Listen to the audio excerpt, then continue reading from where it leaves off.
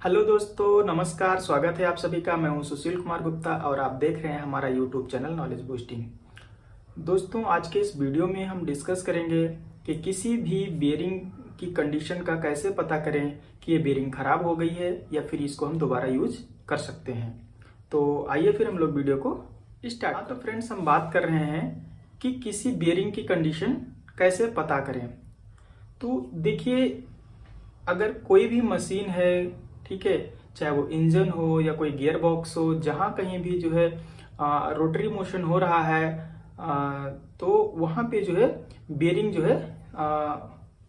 इस्तेमाल होता है। ठीक है, तो देखिए, एक तो होता है बेरिंग की कंडीशन पता करने का सबसे अच्छा तरीका ये भी है कि बेरिंग भाई आपके मतलब उस गियर बॉक्स से बाहर निकाली गई हो। ठीक है, और उस बेरिंग को आप जो है अपने उंगलियों में फंसा करके और उसको मूव कराइए, स्पीड में घुमा के देखिए। तो अगर वो बेरिंग का कंडीशन सही नहीं है, बेरिंग खराब हो चुकी है, उसमें उसके इनर रेस आउटर रेस के बीच में अगर क्लियरेंस बढ़ गया है, तो उसमें जो है बहुत तेज जो है घनघनाहट की आवाज आती है। ठीक है, तो उससे आप जो है पता लगा लेंगे कि जो है बेरिंग का कंडीशन सही है या नहीं है, या फिर जो है उसके बॉल जो इनर रेस और आउटर रेस के बीच में होते हैं उनको यूं पकड़ करके बेरिंग को अगर आप उसको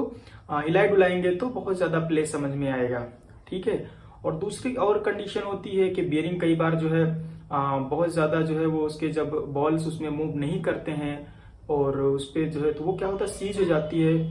बिल्कुल बिल्कुल भी जो है वो घूमती नहीं है। ठीक है, तो ये चीजें हैं जो है बेरिंग की कंडीशन को जो है कुछ अगर बाहर आपके पास में बेरिंग है तो पता आप लगा लेंगे। और डिपेंड करता है कि कुछ कंडीशन में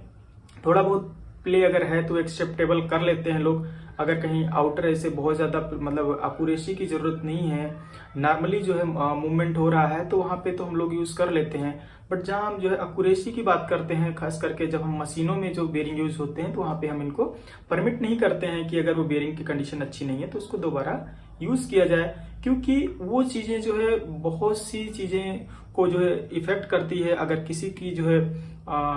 किसी जो है इंजन के अंदर या किसी जो है गियर बॉक्स के अंदर कोई बेरिंग अगर सीज हो गई है या बहुत ज्यादा जो है उसके अंदर फ्रिक्शन बढ़ गया है, रस्ट हो गया है, या फिर उसमें प्रॉपर लुब्रिकेशन ना होने की वजह से क्लियरेंस बहुत बढ़ गया है, तो वो बाकी दूसरे जो है सिस्टम पे उसका बैड इफेक्ट डालता है, यानी लोड मोटर पे लोड बढ़ जाता है। तो ऐसे कंडीशन में मोटर भी हमारी डैमेज हो सकती है। ठीक है,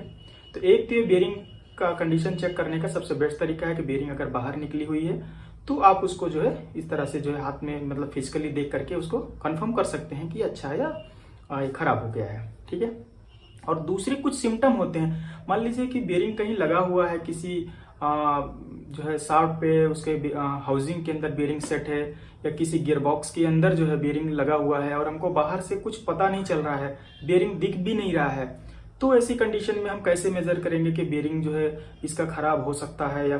खराब हो गया होगा, ऐसे हम कैसे गैस करेंगे। तो इसके देखिए कुछ सिम्टम होते हैं, जैसे कोई शाफ्ट की हाउसिंग है जहां पे बेरिंग लगा हुआ है, अगर वो बेरिंग वहां पे जो है खराब हो गया होगा तो जाहिर सी बात है बेरिंग जो है उतना स्मूथली चल नहीं रहा होगा, उसमें जैमिंग हो गई होगी, और इस वजह से उसमें बहुत सारे जो वर्क होते हैं वो हीट में कन्वर्ट होने लगते हैं, और उसकी हाउसिंग को अगर आप टच करेंगे तो बहुत ज्यादा हीट हो जाएगा, मतलब आपको लगेगा कि बहुत ज्यादा हीट हो रहा है।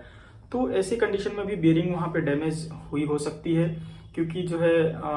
ये तभी होता है जब बेरिंग में जो है प्रॉपर स्मूथली जो है मूवमेंट ना हो रहा हो, या ये भी हो सकता है कि उस समय वहां पे अगर लुब्रिकेशन प्रॉपर जो है ना हो रहा हो, तो दोनों चांसेस हो सकते हैं। ठीक है, और इसके अलावा जो है आजकल बहुत सारे एडवांस जो है इक्विपमेंट आ गए हैं कंडीशन मॉनिटरिंग के, कि आप बेरिंग के जो शॉक पल्सेस हैं उनको जो है आप उनके वाइब्रेशन लेवल को, उनके शॉक पल्सेस को जो है मेजर कर सकते हैं। बेरिंग जहां पे भी स्पिंडल पे शाफ्ट पे जहां लगा है उसके हाउसिंग पे अगर आप उन इक्विपमेंट को टच कराते हैं तो आपको उसमें वाइब्रेशन लेवल पता चल जाता है। ठीक है, तो ऐसे बहुत सारी चीजें हैं। अगर बेरिंग के यहाँ तक कि जो रेलवे वगैरह में जो बेरिंग्स यूज किए जाते हैं उनका तो एक अलग तरह का जो है टेस्टिंग प्रोसेस से गुजरना पड़ता है उनको, जिनको कि हम डीपी टेस्ट बोलते हैं, डीप पेनिट्रेशन टेस्ट वो लोग कर लेते हैं। ठीक है, तो जिससे बेरिंग में कुछ क्रैक्स वगैरह आए हुए हैं तो भी उनको इजिली पता चल जाता है। तो कुछ चीज़ें हैं जो एक्सपीरियंस बेस पे आपको धीरे धीरे जो है इंडस्ट्रियल एक्सपीरियंस के बेस पे आपको क्लियर होंगी, और कुछ तो होते हैं जो स्टैंडर्ड बेसिस पे हैं, ठीक है। लेकिन अगर मुझको जो है पिछले 11 सालों का इंडस्ट्रियल एक्सपीरियंस है, और मैं अपना अगर एक्सपीरियंस की बात करूं तो हम लोग जो है बेरिंग की कंडीशन देख करके, फिजिकली जो है उसको देख करके हम लोग जो है आइडेंटिफाई कर लेते हैं कि बेरिंग का कंडीशन अच्छा है, चलने लायक है, या फिर ये चलने लायक नहीं है। तो आप क्या सोचते हैं इसके बारे में कमेंट जरूर करिएगा, और कैसा लगा है वीडियो, अगर अच्छा लगा तो जरूर शेयर करिएगा अपने दोस्तों के साथ, क्योंकि मैं इस तरह के इंडस्ट्रियल वीडियोज अपने चैनल पर लाता रहता हूँ। तो अगर आप चैनल पर नए हो तो सो प्लीज़ चैनल को कर लीजिए सब्सक्राइब। बहुत बहुत धन्यवाद आप सभी का ये वीडियो देखने के लिए। आप सभी का दिन शुभ हो।